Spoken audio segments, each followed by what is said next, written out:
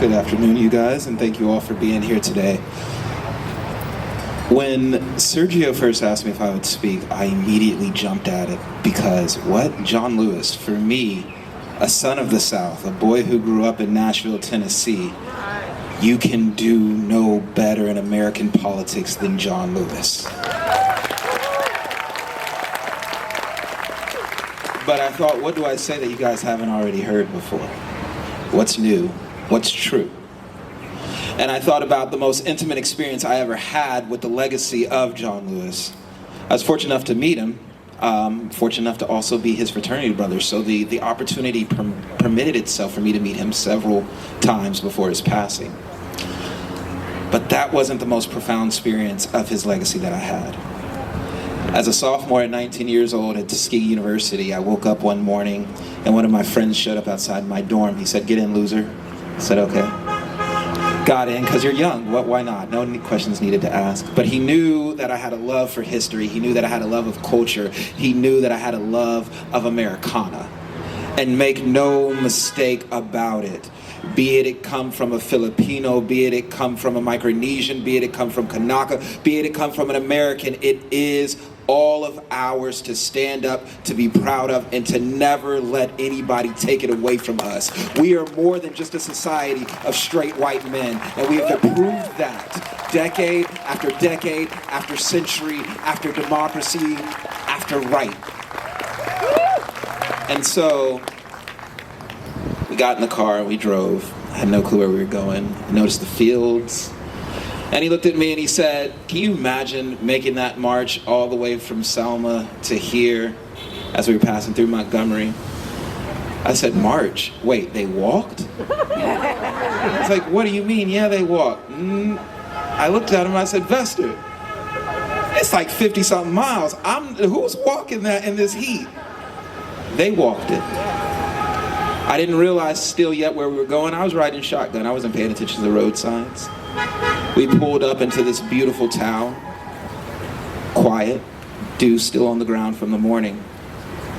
And we pulled up to this white bridge, and I saw the name, the Edmund Pettus Bridge, and I knew where I was. I knew that I was at the footsteps of a bridge where hundreds of people who look like me and our allies were beaten on live TV unmercifully. I thought about what type of people walked knowing that you were going to get beat to a pulp and did so nonviolently. I thought about the rabbis that were there. I thought about the common white folks that were there. I thought about the Chinese Delta immigrants who had made it all the way out to Selma for that march because they knew that all of our freedoms were tied up into one another's freedoms. I look at John Lewis, a mere child at the time, leader of SNCC. Many of us see the picture of Selma and we believe that Dr. King was there as a father figure, as a paternal figure to help lead that protest. But make no mistake, Dr. King and the establishment of the resistance, of the civil rights, got there later. It was the kids who led the way on Bloody Sunday. It will be our kids at UH, at Chaminade, at HPU, all over this nation who will lead us. Be humble enough to take their leadership. Lewis told us to always remember to get into good trouble, and we remember that part. But I think the part that we forget after that is what he said next.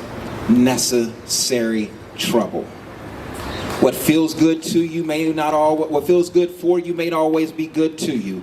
So you must be ready to lay down what you need to for necessary trouble. If it's to get blisters and walk 54 miles so you can make sure that everybody in this nation votes, then strap up your shoes and get ready to walk.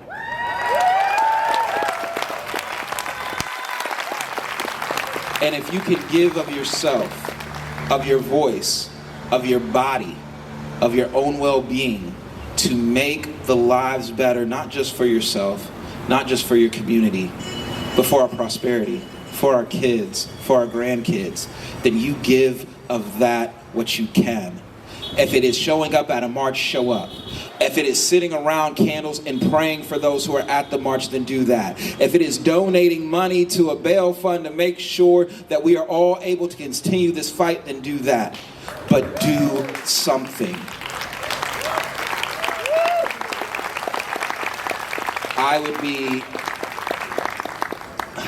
I'd be a foolish hypocrite to sit up here and tell you guys to get into good trouble, unnecessary trouble, and not take this platform to get in some of my own. So before I leave, Sergio, I'm sorry, man, but there's some things I need to say. To our governor, there is more you can do to protect our immigrant community, and we demand that of you.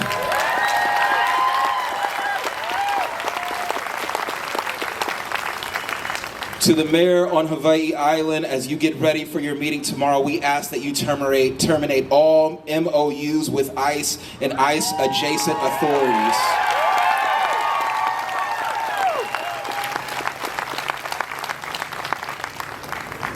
To our legislature, call the special session.